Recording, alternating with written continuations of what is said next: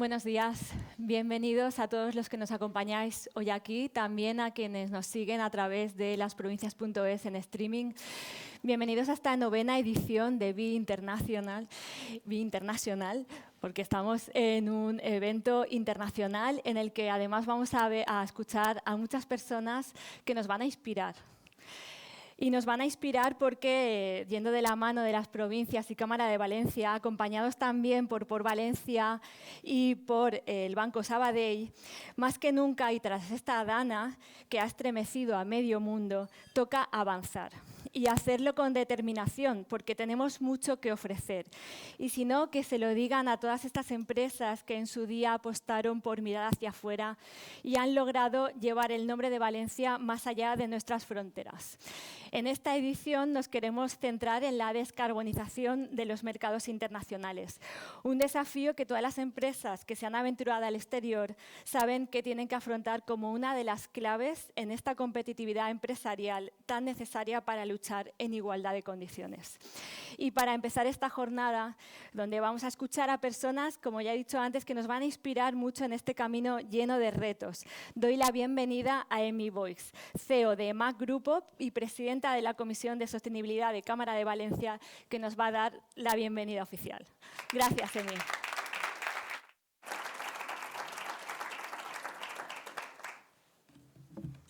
Muchas gracias. Buenos días. Para mí es un honor darles hoy la bienvenida a esta nueva edición del Foro BI International, ya una 9ª edición, como decía María José, y que tenemos el privilegio de organizar en colaboración con las provincias. Muchas gracias a todo su equipo por esta estrecha colaboración.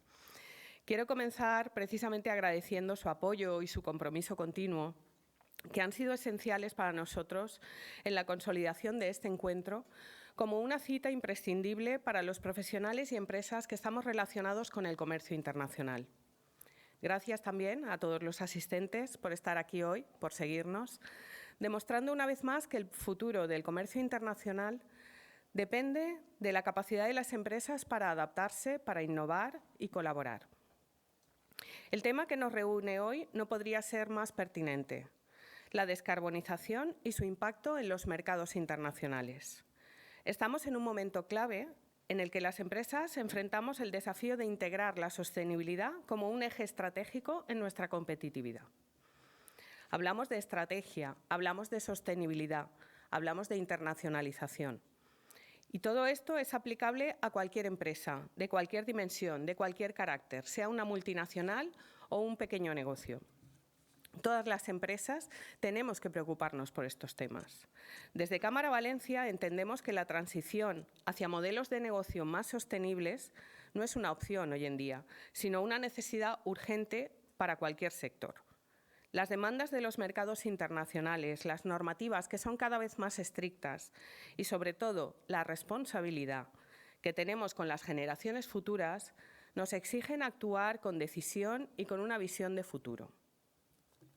Quiero destacar, además, el compromiso de Cámara Valencia, a la que tengo el honor de representar hoy, en este ámbito. Como institución, trabajamos cada día para acompañar a las empresas en su proceso de internacionalización y en la adopción de prácticas sostenibles.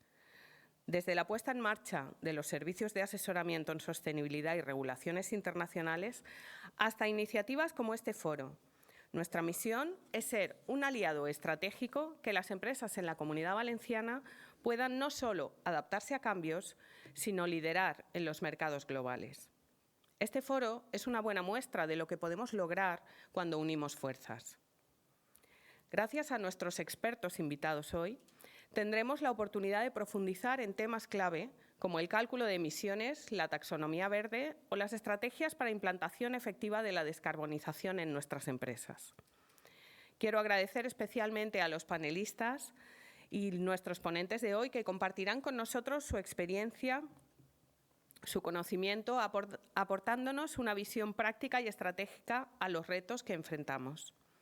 Su participación es lo que enriquece enormemente este encuentro. Y hoy no solo estamos aquí para debatir o escuchar, estamos aquí para inspirar acción. Este foro es una buena oportunidad para que las empresas reflexionemos sobre los desafíos de la descarbonización, y además podamos identificar oportunidades para ser más competitivas, innovadoras y responsables. Por eso les animo a que participen activamente, haciendo preguntas, compartiendo inquietudes y, sobre todo, se lleven herramientas concretas que puedan implementar en sus empresas en el día a día. Estamos convencidos de que en la Comunidad Valenciana tenemos el talento, la capacidad y el liderazgo necesarios para marcar la diferencia en este ámbito. Este foro solo es un paso más en ese largo camino, pero es un paso crucial hacia un futuro más sostenible e internacionalizado. Les deseo a todos una jornada muy productiva y enriquecedora y les doy las gracias por acompañarnos en esta cita tan importante para nuestro tejido empresarial. Muchas gracias. Muchas gracias, Emi. Gracias, Emi. Empezamos ahora con la ponencia de Pablo Arjona. Pablo Arjona es analista de unidad de riesgo de país, unidad de riesgo país de CESCE, y nos hablará en un momento como el actual, muy oportuno desde luego, el impacto de las crisis climáticas y cómo se puede vivir, cómo afrontar después de esa situación una unidad de riesgo país y ver cuáles son los objetivos después de esto. Vale, muchas gracias, Pablo.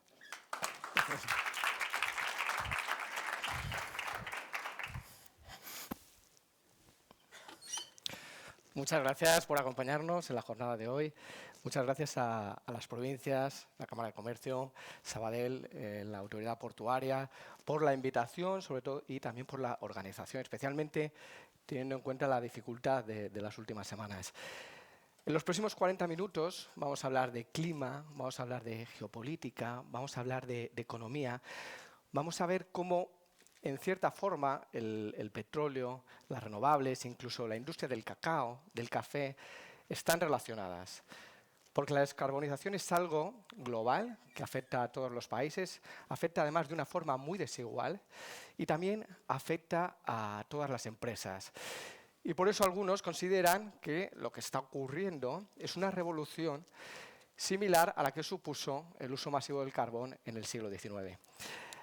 La presentación está dividida en 3 partes. En primer lugar, vamos a ver por qué es tan importante la descarbonización. Aquí vamos a hablar del clima y vamos a ver dónde nos encontramos en el ámbito de las renovables. En el segundo punto, vamos a ver cómo este proceso de descarbonización está configurando una nueva arquitectura de la energía que va a mitigar algunos riesgos y al mismo tiempo van a surgir otros. Y el tercer punto, vamos a ver cómo el proceso de descarbonización va a ser distinto para unos países. Algunos van a ser un desafío y para otros va a ser una oportunidad. Y para empezar, es importante detenernos en el momento en el que nos encontramos actualmente, la economía mundial. Estamos en una situación complicada, en una situación preocupante, porque han ocurrido eventos inesperados, eventos extremos en los últimos años. En 2022 comienza la guerra en Ucrania, de nuevo la guerra en Europa, de nuevo el miedo, la preocupación, la incertidumbre. No sabemos hasta dónde va a escalar. Un año después estalla la guerra en Oriente Medio, después de los ataques del 7 de octubre, con el riesgo de que pueda arrastrar al resto de países y con el riesgo de fondo de que haya un enfrentamiento entre Irán e Israel. Y al mismo tiempo, la rivalidad entre China y Estados Unidos ha ido a más. Una rivalidad por liderar los sectores tecnológicos, por consolidar áreas de influencia, por ser la mayor economía del mundo.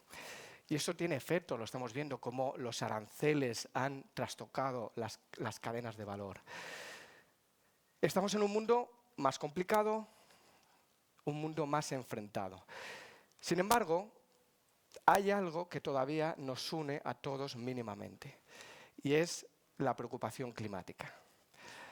La semana pasada se celebró la COP29, donde hubo más representación de más de 200 países, donde se aprobó un compromiso en los países desarrollados de aportar 300.000 millones de dólares a partir de 2035 a los países más vulnerables para avanzar en la transición energética.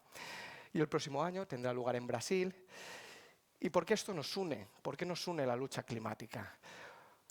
Porque, por desgracia, se están los escenarios que estamos viendo son los menos favorables.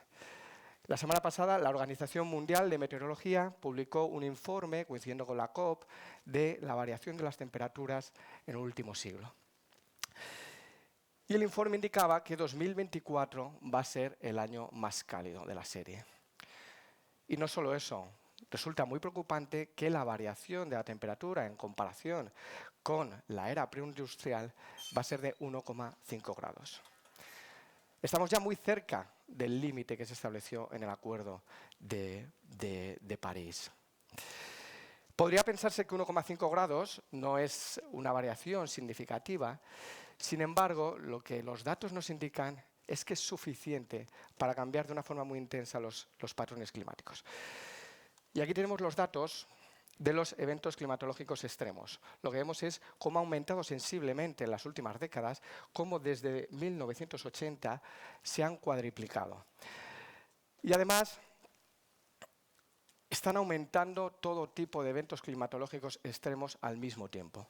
Tenemos como, en el caso de los incendios, como la masa forestal que se pierde cada año está yendo a más porque el aumento de las temperaturas está propiciando la formación de incendios que denominan de cuarta generación, que son mucho más agresivos, más difíciles de controlar. Está aumentando también las inundaciones, algo que por desgracia hemos visto aquí en Valencia, en Albacete, en Málaga. Y está aumentando también eventos opuestos.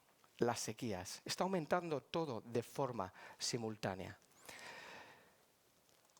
¿Y por qué está ocurriendo? Pues en buena medida porque el aumento de las temperaturas lo que está haciendo es que haya una mayor acumulación de energía en los océanos, lo que hace que el ciclo del agua se acelere. Y va a ocurrir algo muy paradójico porque lo que indican los estudios es que va a aumentar las precipitaciones a nivel global. Sin embargo, estas precipitaciones van a ser cada vez más erráticas. Va a llover menos días, pero de una forma más concentrada. Y además va a llover de una forma más desigual, porque posiblemente va a llover más en las zonas húmedas y va a llover menos en las zonas secas. Y esto es muy importante porque ahora mismo el 25% de la población vive en zonas hídricas estresadas. Y esto va a ir a más. Y el clima importa y mucho, porque, por ejemplo, tiene la capacidad de distorsionar una economía. Y eso lo estamos viendo en Brasil este año. Brasil está sufriendo la peor sequía de los últimos 70 años y esto lo que ha propiciado es una crisis en el sector agrícola, una crisis en el sector agroalimentario, una crisis incluso en el sector industrial, porque los costes de electricidad han aumentado hasta tal punto que algunas industrias muy intensivas han tenido que reducir su actividad. Y lo que ocurre en Brasil nos afecta a todos.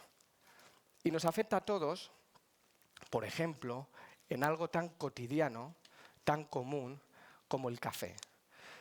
Brasil es el mayor productor de café del mundo. La producción de café en el último año ha caído sensiblemente. ¿Y esto en qué se ha traducido? Pues que tenemos un déficit en la industria. Vemos cómo los precios del café actualmente se sitúan en los valores más altos de los últimos 5 años. Y lo que está ocurriendo en Brasil también está ocurriendo en África. Vemos cómo en Ghana, en Costa de Marfil, que son los 2 mayores productores de cacao del mundo, se ha producido la sucesión de inundaciones y sequías. Y lo que ha provocado es una crisis sin precedentes en la industria del cacao. Porque hay un déficit que nunca había ocurrido. Y lo que ha ocurrido en los mercados internacionales es que a principios de año el mercado del cacao entró en una fase de irracionalidad, donde la cotización pasó de $2.000, $3.000 la tonelada a superar en algunos momentos los $10.000 la tonelada. Eso era una cifra que parecía impensable. Y hay más, porque el clima puede llegar a desestabilizar un país. Pues los datos indican que esto ya ha ocurrido, porque estudios relacionan la sequía que se produjo en Siria entre 2000 y 2010 con el conflicto civil que se desarrolló. La falta de agua provocó una crisis tan importante en la agricultura, en la ganadería, que en un país donde la agricultura tiene un peso muy importante en el PIB, provocó que, por ejemplo, la población en riesgo de pobreza se disparase. Provocó movilizaciones masivas internas y esto fue el caldo de cultivo para lo que ocurrió después. E incluso el clima puede llegar a generar tensiones diplomáticas. Tenemos que hay más de 300 cuencas transfronterizas, muchas de ellas no tienen marcos regulatorios y tenemos zonas del mundo muy sensibles con países donde están compitiendo con recursos escasos. Y preocupa, por ejemplo, Egipto y Etiopía, preocupa Oriente Medio, entre Irán, Irak, Turquía, también en el sudeste asiático o entre Pakistán y la India. Con lo cual el clima importa. Y no sabemos si vamos a ser capaces de alcanzar los acuerdos de París. El margen de error es muy corto. Pero en este punto de preocupación hay algo muy positivo, y es que el compromiso climático ha propiciado una revolución en el ámbito de la energía, que lo vemos en las renovables. Lo que está pasando con las renovables es algo muy positivo porque la realidad está superando año a año a las previsiones. Preparando esta presentación, estuve viendo una presentación que hice en 2021 sobre la transición energética, y en aquel momento los datos de 2021 indicaban que la nueva capacidad instalada en ese año de energías renovables fueron de 300 gigavatios. En ese momento, 300 gigavatios era una cifra muy buena porque suponía aumentar sensiblemente, por ejemplo, respecto a 2016. ¿Y dónde estamos a día de hoy? Pues en 2023 se han instalado más de 500 gigavatios. Esta cifra ha superado con creces lo que se preveía hace unos años. Y es más, porque para 2024, según unas estimaciones de Bloomberg, solo de energía solar se van a instalar 600 gigavatios, a lo que habría que añadir más de 100 de eólica. Con lo cual vemos cómo en apenas 3 años la capacidad nueva instalada se ha duplicado. Y por poner en contexto esta cifra, si 600 o 700 gigavatios es mucho o poco, esta cifra equivale a 6-7 veces el tamaño del sistema eléctrico de España. ¿Y por qué se ha producido esta revolución? Bueno, pues hay un mayor compromiso de los gobiernos, de las empresas, de los particulares, pero sobre todo porque ha habido un avance extraordinario tecnológico. La ciencia es la que nos está ayudando, sacando de esto. Aquí tenemos la variación de los costes de producción de electricidad. Vemos cómo la eólica onshore, offshore ha caído un 30%. Vemos cómo la fotovoltaica ha caído incluso un 85%. Esto significa que las renovables son imprescindibles desde el punto de vista climático, pero es que además, desde hace años, son rentables desde el punto de vista económico, porque son mucho más baratas que producir electricidad a partir de hidrocarburos. Y lo que ha ocurrido con las renovables lo vemos muy bien en esta infografía que justo publicó El Mundo hace una semana del tamaño y la potencia de los molinos eólicos. Y vemos cómo en los últimos años han aumentado tanto en la potencia como en el tamaño. Es decir, necesitamos muchos menos molinos para generar la misma cantidad de electricidad. Y una vez que tenemos una tecnología que nos permite generar electricidad sin depender de los hidrocarburos, el siguiente paso es vamos a electrificar todo lo que podamos la economía. Hay algunos sectores que son más complicados técnicamente, la aviación, el sector marítimo, pero otros ya estamos viendo cómo se están dando pasos muy importantes, ¿no? Que es el sector de la automoción. En España el crecimiento está siendo más discreto, pero es que hay otros países como China donde los coches eléctricos suponen más del 50% de los que se venden anualmente. Y lo que está ocurriendo con los vehículos eléctricos recuerda a la situación de las energías renovables hace unos años. Vemos cómo hay una curva exponencial, solo que el vehículo eléctrico se encuentra en una fase más inicial, pero que va a registrar un comportamiento parecido a medida que la inversión, el desarrollo, permita reducir los costes de fabricación de las baterías.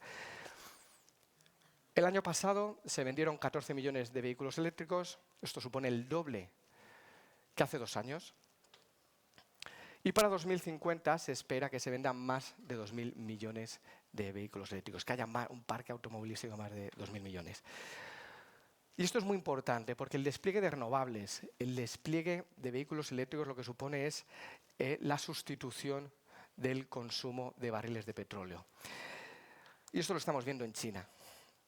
China es el mayor uno de los mayores consumidores de hidrocarburos, y en los últimos años la demanda de China crecía alrededor de 1 millón de barriles diarios cada año, ¿no?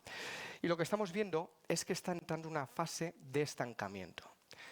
Esto se esperaba que se produjera más bien en 2030, y lo que estamos viendo es que esta fase se ha adelantado 5 años. Y se ha adelantado, por ejemplo, porque los coches eléctricos que se han vendido este año en China, por ejemplo, han permitido retirar del consumo 300 barriles de petróleo al día. Y todo esto está provocando cambios en las dinámicas del mercado del petróleo, porque el mercado del petróleo está entrando en una fase completamente distinta. Tenemos cómo la demanda se está desacelerando y al mismo tiempo el consumo, la oferta está registrando un dinamismo muy importante. Es verdad que la OPEP intenta mantener tensionado el mercado con ajustes voluntarios de la producción, pero tenemos otros países que no son de la OPEP donde la producción está aumentando sensiblemente. Por ejemplo, Estados Unidos, Canadá, Brasil, Guyana. Y esto lo que va a provocar, sobre todo a partir de 2025, es que el mercado del petróleo registre un exceso de oferta que puede superar el 1 millón de barriles diarios. Esto es una cifra que no veíamos desde hace mucho tiempo. Y esto posiblemente, salvo que ocurran eventos geopolíticos inesperados, va a presionar a la baja los precios. Y lo más importante es que esto es un anticipo de lo que va a ocurrir en las próximas décadas. Aquí tenemos una gráfica de BP. Todos los años BP publica un informe donde hace estimaciones del consumo de hidrocarburos de aquí a 2050. Estamos hablando de una gráfica hecha por una empresa petrolera. Dibuja 2 curvas en función de cómo vaya a avanzar la transición energética. Y BP calcula que el consumo de petróleo podría reducirse entre un 20 y un 70% de aquí a 2050. Es decir, el mercado del petróleo podría reducirse a la mitad en los próximos años. Y esta descarbonización lo que está haciendo es configurar una nueva arquitectura de la energía, que va a tener atributos distintos a la estructura actual. Una parte muy positiva es que las renovables lo que van a permitir, lo están permitiendo, es una democratización de la energía. Porque todos los países tienen la oportunidad de avanzar en la autosuficiencia energética, con el despliegue de eólica onshore, offshore, fotovoltaica o hidroeléctrica. Y un ejemplo es España. España es uno de los países donde el mix energético de electricidad está más avanzado. Aquí tenemos los datos entre enero y octubre de red eléctrica y vemos cómo las renovables han producido más del 56% de la electricidad. Vemos cómo el carbón prácticamente ha desaparecido del mix energético. Y esto es muy positivo porque los países, a medida que avancen en la autosuficiencia, lo que va a hacer es que la economía mundial vaya a ser menos sensible a lo que ocurra, por ejemplo, en Oriente Medio. Menos sensible al caso extremo que siempre está en el horizonte de que haya un colapso en el estrecho de Hormuz, que es por donde pasa más del 30% de las exportaciones de petróleo del mundo. Y también va a tener algo muy positivo en términos de precios, porque el petróleo, la cotización del petróleo siempre ha sido muy volátil, porque es muy sensible a la geopolítica, es muy sensible a las decisiones de la OPEP. Sin embargo, en un futuro, en 2050, donde, si se cumplen las previsiones de BP, tenemos un mundo que ha avanzado en la descarbonización de forma muy significativa, las variaciones en el precio de la energía, de la electricidad, van a ser mucho menores. Porque ahora mismo, mover un coche de combustión, necesitamos importar petróleo de Oriente Medio, de África. Dependemos de lo que ocurra en los mercados, que están afectados por la geopolítica, por la OPEP. Sin embargo, en un futuro, el precio de recarga de un coche eléctrico va a depender de variables como el sol o el viento. Variables que pueden cambiar mucho de un día a otro, pero que en promedio anual las horas de sol son muy estables. Ahora bien, al mismo tiempo la descarbonización va a generar otros riesgos y vamos a pasar de depender de los hidrocarburos a depender de otras materias primas, que son los metales. Aquí tenemos algunos de los metales que están detrás de las principales tecnologías de la transición energética. En el caso de la fotovoltaica, el aluminio o el cobre. La eólica tenemos el níquel, el manganeso, el zinc. Los coches eléctricos, el cobalto, el litio, las tierras raras. Y en el caso de las redes de transmisión, el aluminio y el cobre. El problema es que algunos metales son abundantes, no hay problema en ellos, aluminio, el manganeso, el silicio. Sin embargo, hay otros cuyas reservas son muy limitadas, que son los que se denominan metales críticos. Y además, hay una segunda preocupación y es el elevado grado de concentración. Por ejemplo, la OPEP representa más o menos el 30% de la oferta de petróleo. Y en algunos metales tenemos, por ejemplo, en el cobalto, que la República Democrática del Congo tiene más del 50%. Esto quiere decir que lo que ocurra en un país puede tener consecuencias muy significativas en el mercado de ese metal. Y hay una preocupación añadida y es que China ha desarrollado una estrategia muy inteligente en las últimas décadas para posicionarse como el gran protagonista en las cadenas de refino, de procesamiento. Y esto es importante, no solo en términos de transición energética, en el sentido de que decisiones unilaterales de China puedan afectar al avance de la descarbonización, sino que también tiene consecuencias geopolíticas, porque estos metales no solo intervienen en la fabricación de vehículos eléctricos o baterías, sino que intervienen en la fabricación de chips, de satélites, de misiles.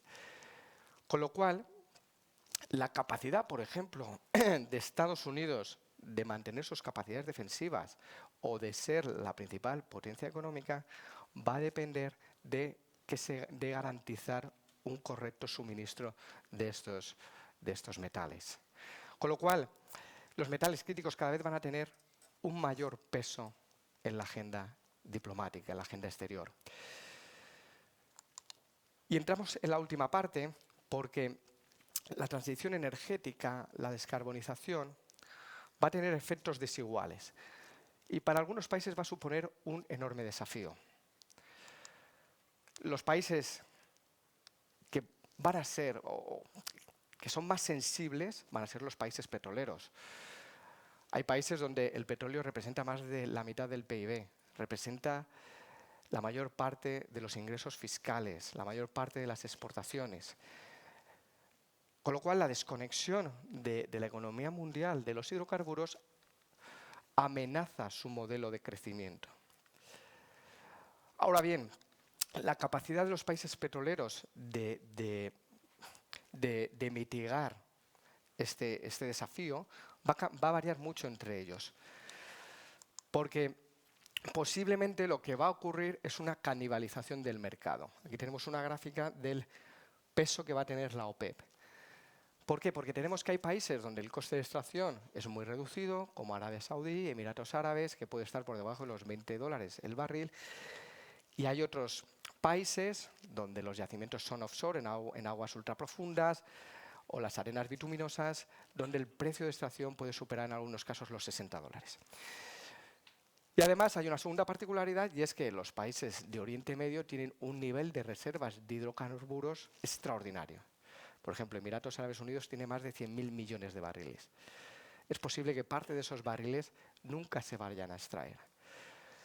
Con lo cual, lo que podría ocurrir, o muy previsiblemente va a ocurrir, es que los países que son más eficientes y que tienen un volumen de reservas muy amplio, van a llevar a cabo una estrategia mucho más agresiva para poner en el mercado el mayor volumen de barriles de petróleo antes de que la economía se desconecte en buena medida de los hidrocarburos. Y esto lo estamos viendo. Estamos viendo, por ejemplo, cómo Irak planea aumentar la producción en más de 2.000 millones de barriles los próximos años, o también Emiratos Árabes Unidos. ¿Qué países van a ser más sensibles? Pues posiblemente los países africanos, cuyos yacimientos son más complejos técnicamente y más costosos. Y además la capacidad de resistencia de los países petroleros va a depender de su músculo financiero.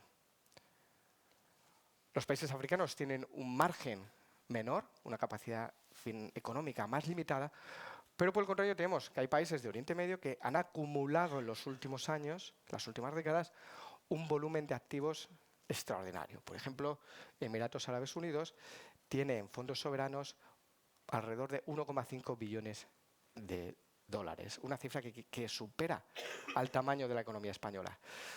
Y esto es muy interesante porque estos países están llevando a cabo unos proyectos de diversificación económica muy ambiciosos para desarrollar todo tipo de sectores, para desarrollar el turismo, el entretenimiento. Por ejemplo, vemos cómo Arabia Saudí ha invertido cifras muy importantes para crear una liga de fútbol competitiva, cómo Emiratos Árabes Unidos tiene el mejor equipo ciclista del Tour de Francia, cómo Qatar ha comprado el World Padel Tour. Pero no solo eso, es que están invirtiendo en sectores tecnológicos muy avanzados. Emiratos Árabes Unidos se está posicionando como uno de los países más importantes en términos de inteligencia artificial, donde ha desarrollado ya un lenguaje de IA generativa. O Arabia Saudí, que aspira a posicionarse como uno de los principales players de la industria de los videojuegos. Y estos programas de diversificación son tan ambiciosos, son tantos sectores, que al mismo tiempo suponen una oportunidad para las empresas españolas de participar en ellos. ¿Qué más países les va a favorecer o supone una oportunidad la descarbonización? Por los países que tienen recursos de metales. Aquí tenemos, por ejemplo, el caso del cobalto, la República Democrática del Congo, el caso del cobre, Chile, Australia, China, en el caso de níquel, Indonesia, Filipinas. Y en estos países, la industria de los metales cada vez va a tener un mayor peso en la economía, cada vez van a aportar más a los ingresos del Estado, van a contribuir a mejorar la balanza por cuenta corriente. Había un estudio de la Agencia Internacional de la Energía, no recuerdo la fecha, pero indicaba, no sé si era 2040 o 2050, que decía que el valor del mercado de estos metales iba a superar al de los hidrocarburos. ¿Qué país supone también una enorme oportunidad? China. En primer lugar, porque controla la cadena de refino. Eso es muy importante porque supone una herramienta geopolítica muy interesante en las negociaciones con el resto de países, pero también porque está liderando buena parte de los sectores vinculados a la transición energética. El 80% de las placas solares están fabricadas por empresas chinas. Buena parte de las mayores empresas de molinos eólicos son chinos. Las mayores empresas de baterías eléctricas son chinas, como KTL. Y ahora estamos viendo también cómo las empresas chinas están ganando cuota de mercado en el vehículo eléctrico. Ellos empezaron antes, alcanzaron economías de escala antes que en Europa y ahora mismo tienen unos costes de eficiencia que son tremendamente competitivos. Y eso explica por qué la Comisión Europea hace unas semanas aprobó aranceles para defender a la industria europea. Y dentro de Europa, un país en los que la descarbonización supone una enorme oportunidad, somos nosotros, España. Porque, en primer lugar, empezamos antes.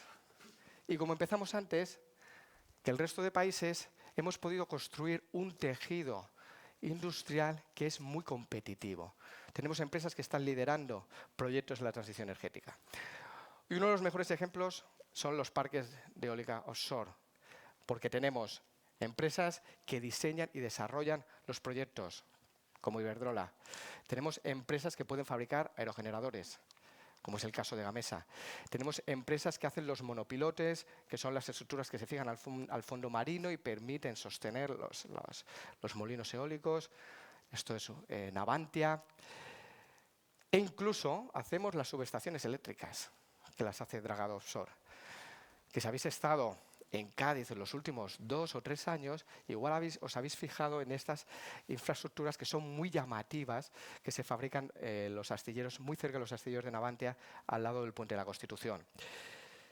Y también tenemos empresas en el sector fotovoltaico, ¿no? Como la valenciana Gran Solar. Y además, para España va a suponer una enorme oportunidad porque tenemos una inédita ventaja competitiva. Una ventaja competitiva natural. Aquí tenemos un mapa con la radiación solar en los países europeos. Vemos como en algunas regiones de España la radiación supera, en algunos casos, los 2.000 gigavatios por metro cuadrado. Sin embargo, en otros países de Europa nos encontramos entre los 800, 1.000, 1.200. Esto significa que una placa solar en España genera más electricidad que una placa solar en Alemania o en Francia. Esto supone un cambio. En las últimas décadas, Alemania ha tenido una ventaja competitiva porque tenía acceso a gas barato procedente de Rusia, nosotros lo teníamos que importar por GNL, y ahora, en cambio, en el ámbito de las renovables tenemos una ventaja. Y aquí hay una anécdota que me gusta, que suelo repetir, y es que en un foro con un compañero alemán decía que Alemania es el país que está invirtiendo más en fotovoltaica. Alemania es el país europeo que tiene un mayor parque fotovoltaico instalado. Y decía, hemos hecho los deberes, hemos creado la infraestructura, ya solo necesitamos que deje de estar nublado, que salga el sol. Y eso es lo que tenemos nosotros. Y todo esto se traduce en los precios PPA de los proyectos fotovoltaicos. Vemos como en España está por debajo de los 40 euros el megavatio. Esto es una diferencia de más del 30% respecto a Alemania, respecto a Francia. Vemos cómo está aumentando sensiblemente la inversión en autoconsumo porque permite a las empresas avanzar en su independencia energética. Y, por ejemplo, la empresa Pamesa ha desarrollado uno de los mayores proyectos de autoconsumo de toda Europa. Vemos cómo nos hemos convertido en un exportador neto de electricidad en los últimos años, algo que parecía impensable. Y esto va a ir a más, porque los objetivos es, ahora estamos que las renovables aportan 56% de la electricidad, los objetivos es que para 2030 aporten más del 80%. Y además va a haber una segunda revolución que es con el despliegue masivo de sistemas de almacenamiento, que no solo son baterías, que también es la adaptación de centrales hidroeléctricas a sistemas de bombeo. Y, por ejemplo, Iberdrola anunció a principios de mes que iba a llevar a cabo el mayor proyecto de bombeo de toda Europa en Galicia. Y esto es muy importante porque a medida que se despliega los sistemas de almacenamiento, lo que va a hacer es permitir una mayor integración de las renovables en el sistema eléctrico. ¿Por qué? Porque en los momentos de exceso de producción, esa energía, esa electricidad, en vez de perderse, se puede almacenar y verterse al sistema, por ejemplo, en horas de baja producción por la noche. Y esto además va a hacer que la curva de precio se aplane, haya una mayor estabilidad. Y es muy interesante porque el Banco de España en septiembre, en un informe, indicaba que si se cumplen los objetivos, el precio de la electricidad podría reducirse a la mitad. Y no solo eso, sino que la diferencia respecto al resto de países se va a mantener o puede que aumente. Aquí tenemos una gráfica de la CNMC con los precios de la electricidad de aquí a 2033 y los precios en España para entonces van a ser un 30% por debajo de Francia y Alemania. Y eso es muy importante porque supone una ventaja para las empresas españolas en términos competitivos, en términos de competencia en los mercados internacionales, y también supone una oportunidad para atraer inversión especialmente en industrias que sean muy intensivas en energía. Y un ejemplo es la industria del hidrógeno. El hidrógeno es una tecnología que todavía se encuentra en una fase muy inicial, no ha alcanzado el punto de madurez, pero lo que sí sabemos es que España va a ser uno de los países más competitivos en la producción de hidrógeno. La Agencia Internacional de la Energía calcula que España va a ser uno de los 5 países donde producir hidrógeno a partir de renovables va a ser más barato. Y por eso estamos viendo en la prensa tantos proyectos, tantos estudios de hidrógeno. porque es posible que en un futuro España aporte el 20% del hidrógeno que se vaya a consumir en Europa. España convertía en un exportador de energía. Esto era impensable. Y un ejemplo de ello es el proyecto que pretende llevar a cabo BP en Castellón. Y para terminar, en CEST hemos hecho un ejercicio de reflexión de cómo podemos ayudar a las empresas para avanzar en la descarbonización. Y en los últimos años hemos creado nuevos instrumentos, la póliza verde de inversión, que tiene unas condiciones más favorables respecto a otros instrumentos, que son pólizas vinculadas a empresas que están relacionadas con la transición energética y que están funcionando muy bien. Estamos en proyectos de eólica, en proyectos solares, también en proyectos para ampliar fábricas, por ejemplo, de motos eléctricas. Y recordar que en CEST estamos aquí para acompañar a las empresas en el proceso de internacionalización, para colaborar en mitigar los riesgos a los que se enfrentan las empresas cuando salen al exterior. Y eso es todo. Muchas gracias y luego en la ronda de preguntas pues podemos seguir debatiendo.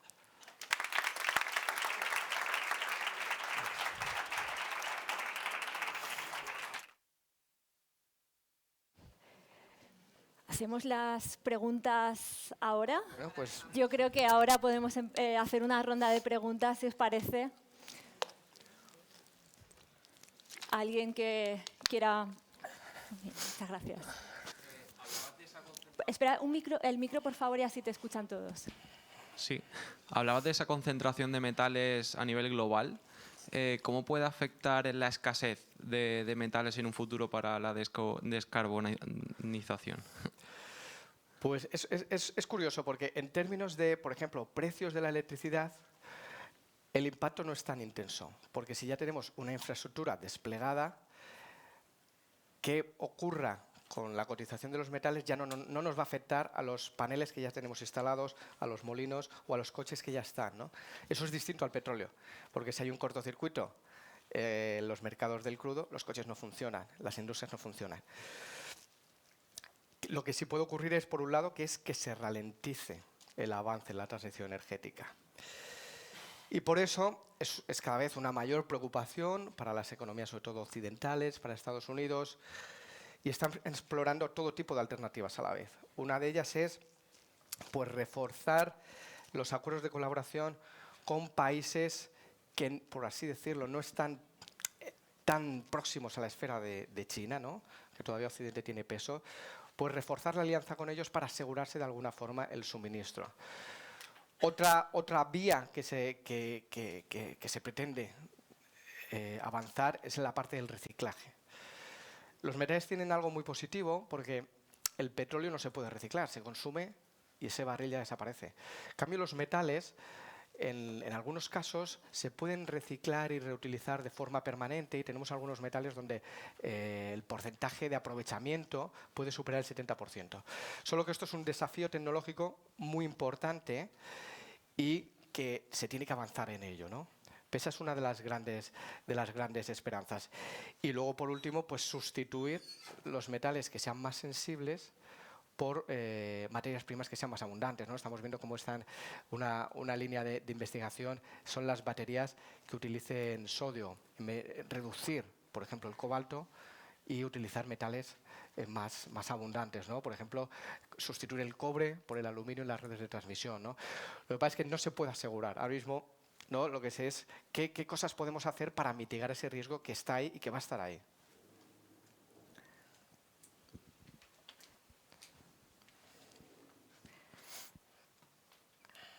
Sí, hay aquí otra pregunta y aquí atrás otra. Sí, por favor. Hola, buenos días. Muchas gracias por la presentación. Soy José Carlos Ferrer, soy consultor de sostenibilidad y también trabajo en temas medioambientales con Naciones Unidas y quería hacerte una pregunta que nunca sale y es ¿cuál es el coste medioambiental de esta transición? Porque se habla mucho de todos los beneficios y se centra todo el beneficio de esta transición en el proceso de descarbonización, pero en concreto yo trabajo con la Autoridad Internacional de los Fondos Marinos y el lecho marino habrá que abrirlo para sacar todos estos materiales que requieren una transición. Entonces, ¿cuál es El planteamiento es, yo estoy muy de acuerdo con todo esto, pero no se habla del coste medioambiental y social de hacer la transición energética que hay que hacer. Es decir, vamos a cambiar toda una industria de automoción, toda una industria del transporte.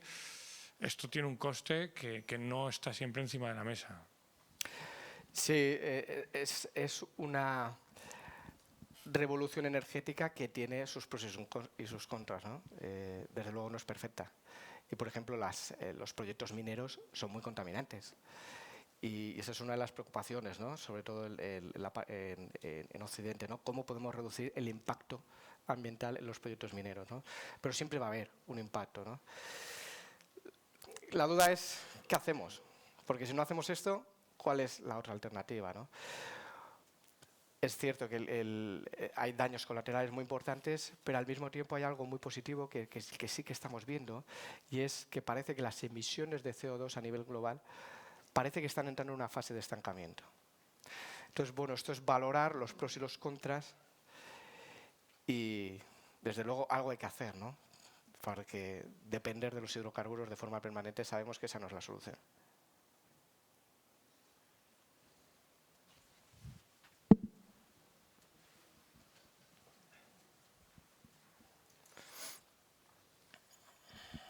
Hola, buenas, muchas gracias. Yo tenía dos preguntas que quería poner sobre la mesa también. Una de ellas es cómo pueden afectar todos estos cambios meteorológicos, todo esto con depender de los recursos naturales.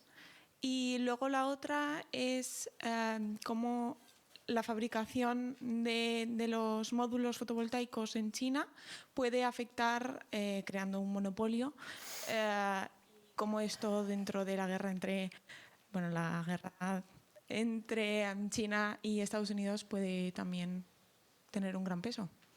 La primera pregunta, perdona, es que... Sí, la relación que puede haber entre depender de los recursos naturales con todos estos desastres que estamos viendo últimamente. Pues, por ejemplo, si hay inundaciones, pues, por ejemplo, a nivel de fotovoltaica no se va a poder recoger tanta energía, y esto va a afectar también a nivel de país durante un tiempo, no poder tener energía durante un tiempo. No sé si me explico. La parte buena de las renovables es que, en el caso de España, están muy diversificadas. Tenemos que hay mucha potencia instalada en Andalucía, en Galicia, en Castilla-La Mancha, en Aragón. Estamos viendo muchos proyectos de fotovoltaica y eólica vinculados a los centros de datos, con lo cual puede haber, en caso de eventos climatológicos extremos, interrupciones, pero eso no va a provocar un colapso generalizado. Además, la red eléctrica española es especialmente buena del grado de mallado que tiene, ¿no? Entonces, yo creo que esos impactos van a ser más bien localizados, ¿no? Y respecto a la segunda pregunta, que era de China, ¿no? Y los paneles fotovoltaicos, pues tenemos que en España los fabricantes de paneles solares, muchos de ellos han desaparecido. Y tenemos como Estados Unidos, para defender a su industria, ha establecido aranceles, no recuerdo la cifra, pero eran aranceles muy elevados, ¿no? Igual que Estados Unidos ahora estableció, no sé si eran aranceles del 100% para los vehículos eléctricos de China. Y aquí hay una dicotomía, porque es... Y pasa también con el coche eléctrico. Ahora mismo los coches eléctricos chinos, los paneles fotovoltaicos chinos, son los más baratos. Si permitimos que entren sin ningún tipo de límites, eso va a ser bueno para el consumidor. El coche es más barato. O va a ser bueno para avanzar en la transición energética. Ahora bien, va a hacer mucho daño a la industria. ¿Qué hacemos? Si protegemos mucho la industria, lo que puede ocurrir es el efecto contrario, ¿no? Que haya un avance menor del deseado en avanzar en la transición energética, ¿no? No es una decisión sencilla, desde luego, no es una política sencilla, ¿no? Y luego, aparte, pues crea una dependencia geopolítica, ¿no? Y vemos, por ejemplo, cómo con el tema de las materias primas, los países utilizan el control que tienen de las reservas o del procesamiento en las negociaciones con el resto de países. Vemos como, por ejemplo, China, no recuerdo en qué año fue, pero estableció limitaciones con algunas tierras raras cuando estaba en plena disputa con Japón, con unas islas, ¿no? O Indonesia también ha establecido límites, ¿no? Con lo cual esto va a tener repercusiones económicas, repercusiones geopolíticas, y estas repercusiones van a ir a más. Cada vez va a ser más importante en las relaciones internacionales esta competencia por los metales. Vale, esto va un poco ligado a la pregunta que ha hecho ella. ¿Esto no podría crear guerras o conflictos bélicos entre países? Porque las empresas van a querer ir a otros países para poder aprovecharse de las materias y poder utilizarlas y beneficiarse. Es un punto de conflicto, desde luego. Si esto va a escalar en una guerra, pues no podemos anticipar nada.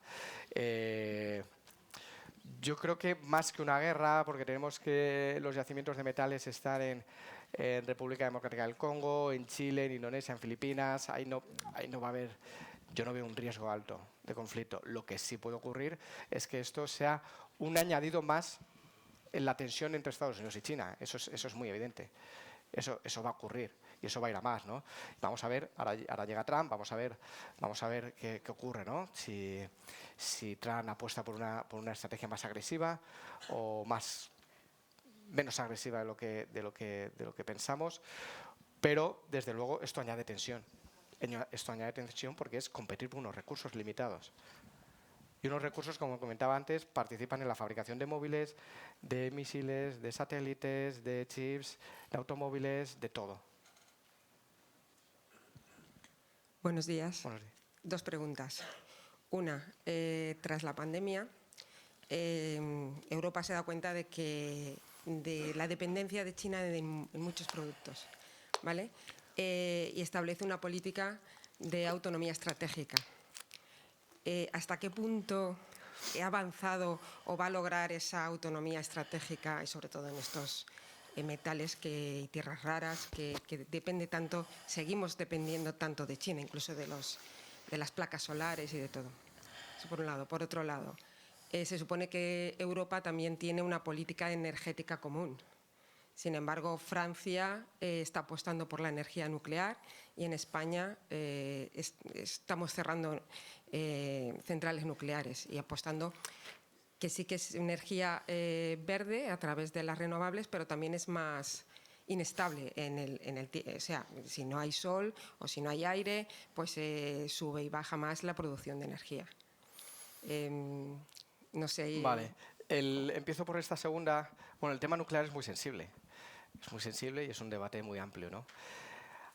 Algo que es muy interesante, que leí hace unas semanas, y era que decían que los sistemas, los parques fotovoltaicos eólicos hibridados, que es con almacenamiento asociado, podrían situarse ya el precio de producción por debajo de una nuclear. Esto ya, porque claro, esto es como las renovables. La inversión en baterías, pues progresivamente lo que va a hacer que el coste cada vez va a ser menor, ¿no? Y entonces va a llegar un momento que este sistema hibridado, su coste va a ser menor al de la nuclear. Y esto ya lo que te permite es avanzar, ¿no?, en la sostenibilidad del sistema, ¿no?, el reducir esas interrupciones. No estoy diciendo que haya que acabar con la nuclear, ¿no?, porque estamos viendo que muchos países están apostando por la nuclear, ¿no?, pero sí que hay una zona intermedia que también hay que valorar. Y sobre la primera parte, pues es una de las grandes dilemas de Europa. Europa está en una situación muy complicada, porque tenemos, por un lado, las relaciones con Estados Unidos no son tan buenas como hace unos años. Vamos a ver qué hace Trump, pero ya hemos visto cómo en el primer mandato puso aranceles, ¿no? En el caso de España creo que fue a las aceitunas. No tiene un socio tan fiable como antes, ¿no? Y al mismo tiempo vemos cómo China cada vez sus empresas son más competitivas, y en algunos sectores que son muy sensibles para nosotros, como es el sector de automóvil, están ganando cuota de mercado, ¿no? Y aparte vemos que si vemos las 20 primeras mayores empresas por capitalización bursátil, cuesta encontrar una europea. Casi todas son americanas, ¿no? ¿Por qué? Porque el tren tecnológico lo estamos perdiendo. Y esa es una de las grandes preguntas, ¿no? Y por ahí va el informe Draghi, que se publicó, no sé si fue en septiembre, ¿no? De tenemos que hacer algo para reindustrializar Europa, para avanzar en la autosuficiencia, para ganar competitividad, ¿no? Y entonces Draghi ponía una serie de soluciones. Hay que hacer muchas cosas a la vez, ¿no? Y lo que decía es, por un lado, tiene que haber un compromiso económico mucho más ambicioso por parte de Europa como conjunto. Estamos viendo cómo el programa de Estados Unidos, la AIRA, es un programa que financieramente supera con creces al de Europa y que está funcionando muy bien. Está funcionando tan bien que empresas europeas que tienen músculo financiero están invirtiendo allí y no están invirtiendo en Europa, ¿no? Entonces Draghi dice que hay que poner más instrumentos financieros. ¿Para qué? Porque esto es muy interesante porque en algunas tecnologías vinculadas a la transición energética lo que hay que hacer es alcanzar economías de escala, que eso es lo que hizo China. Pongo todas las facilidades para que haya demanda, para que nuestras empresas avancen en eficiencia, ¿no? Y eso es lo que se tiene que hacer en Europa, ¿no? También Draghi decía de favorecer el mercado común, reducir la burocracia, ¿no? Facilitar, en definitiva, el clima de negocios, ¿no? Esto, en cualquier caso, es un proceso que va a llevar tiempo y que tampoco sabemos cómo va a ir. Porque ya sabemos que dentro de Europa hay muchas divisiones, no es fácil llegar a acuerdos y no sabemos qué va a ocurrir. Lo que sí sabemos es que estamos en una situación muy sensible y que tenemos que actuar, ¿no? Bueno, pues muchas gracias. Gracias a los que habéis preguntado. Gracias, Pablo, por esta radiografía geopolítica explicada de forma muy sencilla y muy gráfica y que, en principio, parece que España puede partir con cierta ventaja en un reequilibrio europeo, quizás, ¿no? Estoy completamente convencido, la verdad es que sí. Solo viendo los datos de horas de sol y demás, es que tenemos una ventaja natural que va a estar ahí. Pues muchas gracias, Pablo. Y ahora hacemos un receso y a las 11:30 seguimos. Gracias.